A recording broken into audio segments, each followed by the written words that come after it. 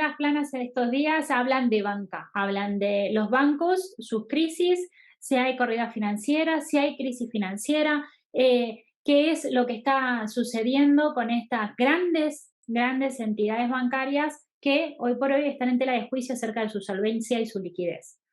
Ahora, el caso que más resuena es el de Deutsche Bank. Gabriel, ¿qué es lo que le pasa al Deutsche Bank?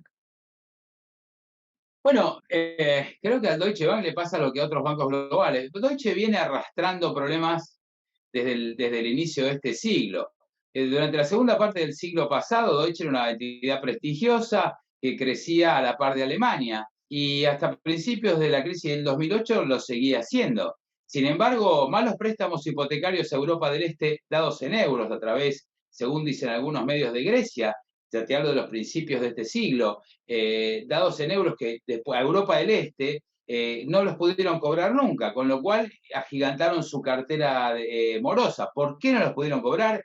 Porque bancos europeos dieron a Europa del Este créditos en euros y cuando Europa del Este devalúa sus monedas en la crisis del 2008 para poder generarse superávit por exportaciones, obviamente no pueden pagar en moneda dura las deudas que tenían, con lo cual caen los bancos griegos en primer lugar y luego caen aquellos que estaban atrás de los bancos griegos que eran bancos globales, entre ellos Deutsche Bank. Entonces el Bundesbank sale a respaldarlo, el gobierno sale a respaldarlo, a ponerle plata en la caja, básicamente. Pero estoy seguro que desde ese entonces Deutsche viene con problemas de mala cartera, con problemas de morosidad, y cuando, viste, cuando estás enfermo te expones a un vientito y te resfrías de nuevo. Creo que esta historia ya viene de lejos y que ahora solamente o simplemente se confirma. La gran ventaja que tienen hasta ahora, por lo menos los Deutsche Bank de este mundo y los bancos americanos, es que si bien su reputación está bastante en tela de juicio, tienen un papá poderoso hasta ahora, que es el Estado alemán, el Estado americano, que le pone los billetes en la caja, porque no puede permitir que se caigan. Entonces, creo que esta es la diferencia central. Mala reputación, grandes bancos globales, gobiernos que ponen los billetes en un círculo que por el momento de virtuoso no tiene nada.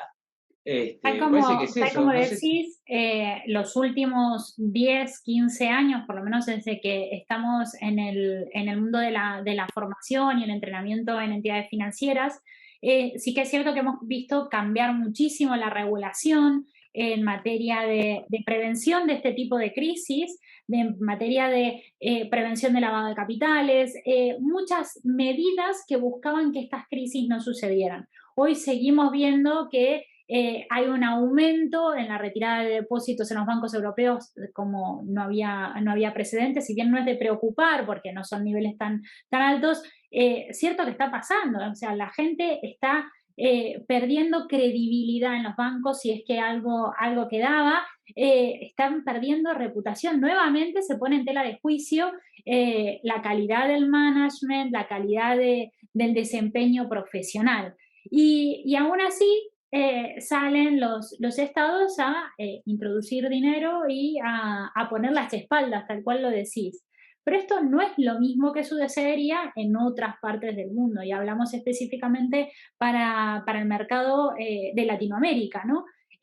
¿Cómo pueden evitar que les suceda o que se contagie esto que viene pasando primero con el Silicon Valley Bank y ahora luego con Credit Suisse y ahora con Deutsche Bank? ¿Cómo crees que deberían hacer para evitar que esto sufran el efecto contagio? Yo creo muy interesante el comentario que hace, sobre todo porque parece que hubiera dos mundos totalmente diferentes y los hay. Y los hay. El mundo de Europa y Estados Unidos, donde los bancos centrales salen a poner los billetes, y no, yo creo que la legislación en Estados Unidos sobre todo se ha hecho mucho más laxa, sobre todo desde el año 2016. Han derogado legislación que habían impuesto en 2008, como para endurecer los controles, pero en 2016 se derogaron, con lo cual llegamos hasta aquí. Sin embargo, en nuestro continente o en Latinoamérica o en Centroamérica, al sur del Río Bravo, diría yo, como tenemos más conciencia de que somos más pobres, tenemos más cuidado también. Entonces, creo que es muy importante que nosotros reconozcamos que somos los hermanos pobres y por lo tanto seamos más prudentes. Y creo que lo somos. La ventaja que tienen los bancos por estas zonas, en muchos de ellos, es que no tienen un prestamista de última instancia, es decir, un banco central tan fuerte, básicamente porque no emitimos euros ni dólares en esta parte del mundo, pero tenemos una cartera de crédito mucho más diversificada y respetamos mucho más los controles y ciertos parámetros, salvo aquellos bancos que están muy endeudados con su propio gobierno, que le prestan plata a su propio gobierno en exceso.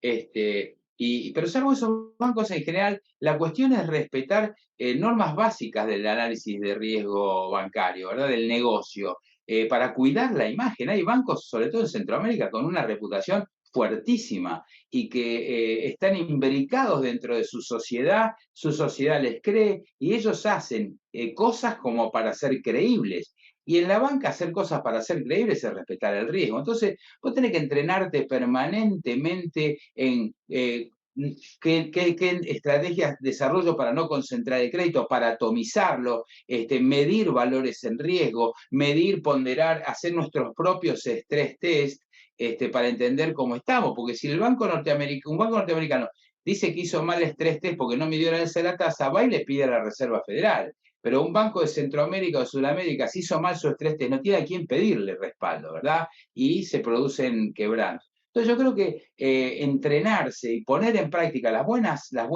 normas de análisis de riesgo crediticio, de análisis de riesgo en general, hacen a la salud de nuestros bancos y la necesitamos, repito, porque no tenemos prestamistas de última instancia como en algunos países desarrollados, ¿verdad?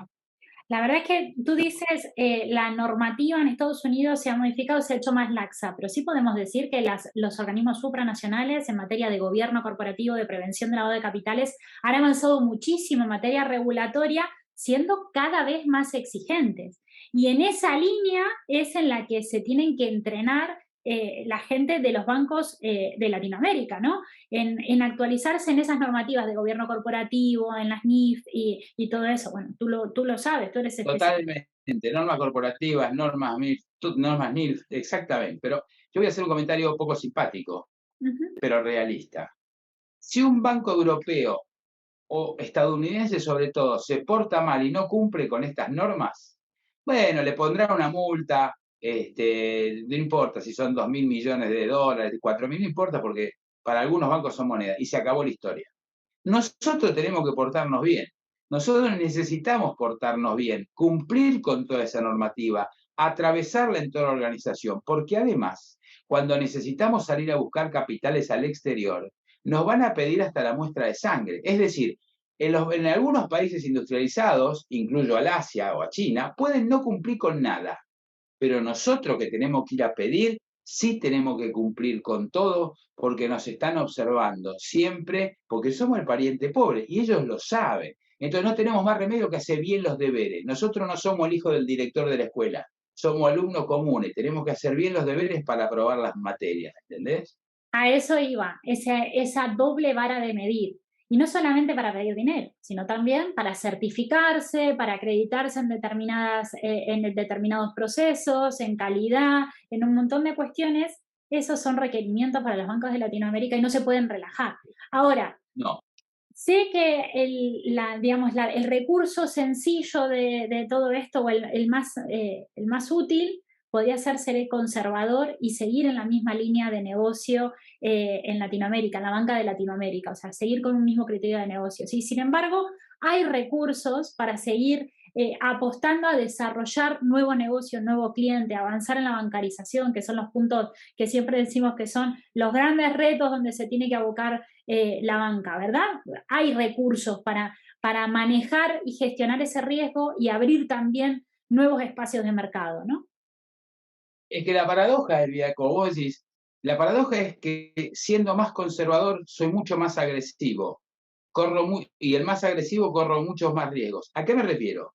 Si yo soy conservador y opero con normas, con la conducta, con la gimnasia bancaria y financiera hace 10 años atrás, en vez de conservador me tomo súper agresivo porque voy a enfrentar pérdidas que ni siquiera conozco.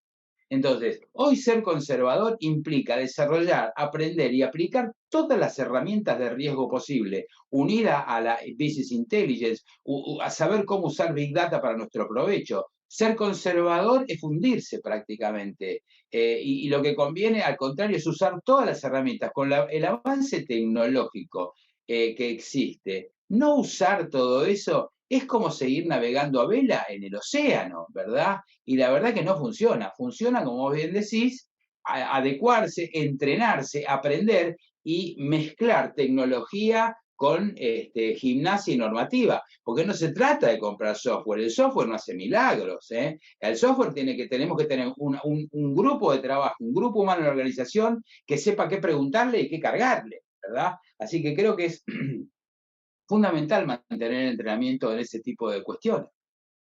Tal como decís, no es solamente hacer rigurosa la política de crédito, sino es más bien diseñar primero una diversificación de riesgo que nos permita hacer nuevos negocios, porque es realmente una necesidad para la banca de Latinoamérica abrirse en nuevos segmentos y negocios, pero controlar desde la tecnología y desde los procesos, ¿no? Sí, y sobre todo prepararse para cuestiones que están sobre la mesa y que van a venir. Por ejemplo, las fintech son una competencia muy fuerte y las fintech no tienen los requisitos que tenemos los bancos. Entonces, para el público, si una fintech, las hay y muy buenas, le ofrece una tarjeta de crédito o le toma dinero en depósito, no andan preguntando tanto. Si un Insurtech te ofrece una póliza más barata, no anda preguntando tanto el cliente qué respaldo tiene detrás esta Insurtech, ¿verdad? La póliza más barata se la compra. El problema viene cuando a veces tenemos que cobrar los siniestros, en algunos casos.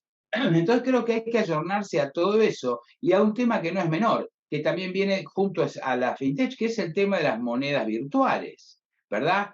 Al momento me parece que las monedas virtuales son la peor enemiga de las monedas virtuales. Es decir, todo el mundo desconfía, con lo cual si hubieran hecho un buen trabajo, los bancos tendrían un problema más serio todavía con eso. Por ahora, como son más tapas de las policiales que de otra cosa, la cosa zafa, pero con el curso de los años esto llega para quedarse. Entonces, como banco y como entes reguladores tenemos que entender de qué se trata todo esto. Ya no es a decir dos o tres cositas, tenemos que entender cómo transforma el negocio y cuáles son las nuevas normas de riesgo, más que normas, gimnasias de riesgo, prácticas de riesgo que nos conviene cumplir, ¿no? Gimnasia de riesgo, me quedo con esa reflexión y también con el hecho de pensar que todavía tenemos tiempo, bancos de Latinoamérica, que todavía no han llegado grandes fintechs del resto del mundo a meterse en ese terreno. Así que aprovechen ese tiempo, no controlen con la política de riesgo y sí entrénense en esa gimnasia que decía Gabriel. Muchas gracias, Gabriel. Muchas gracias.